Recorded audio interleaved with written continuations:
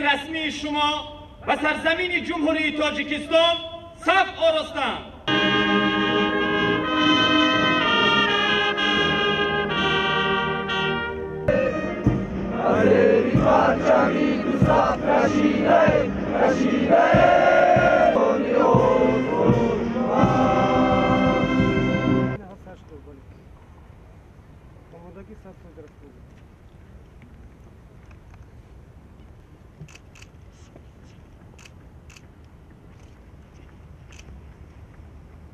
Salom.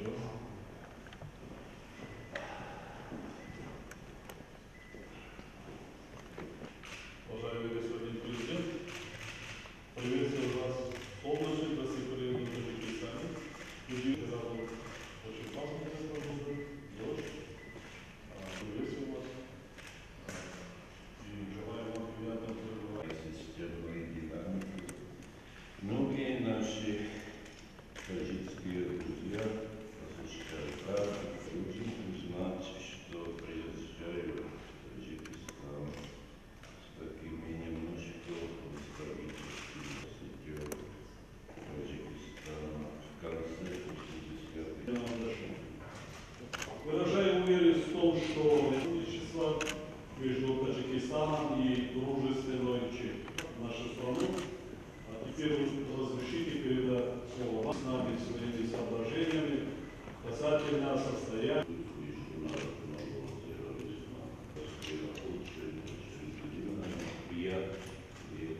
Выполнить эту страшную мечту. Знаете, он не...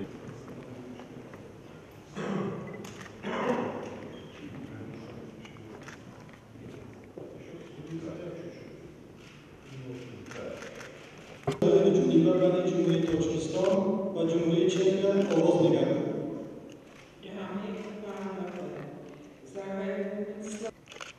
برای امضای بیانیه مشترک پرزیدنت جمهوری تاجیکستان جناب عالی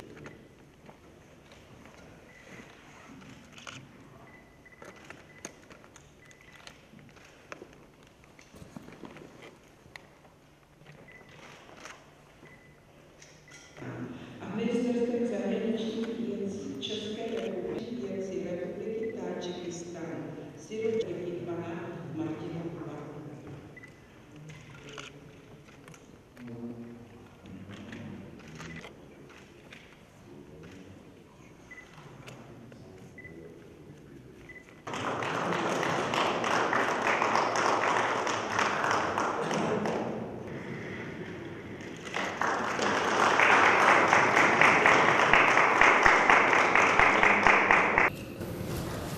نمایندگان محترم واسطای اخبار عموم، خانم ها، تاریخی روابط دو جانبه ما برای مورد استفاده قرار یافتن امکانات همکاری ها. Firma tvrdí, že našla zásoby rovnají. Kanada bývala vždy solidním státem, zdroj do řady dalších zemí.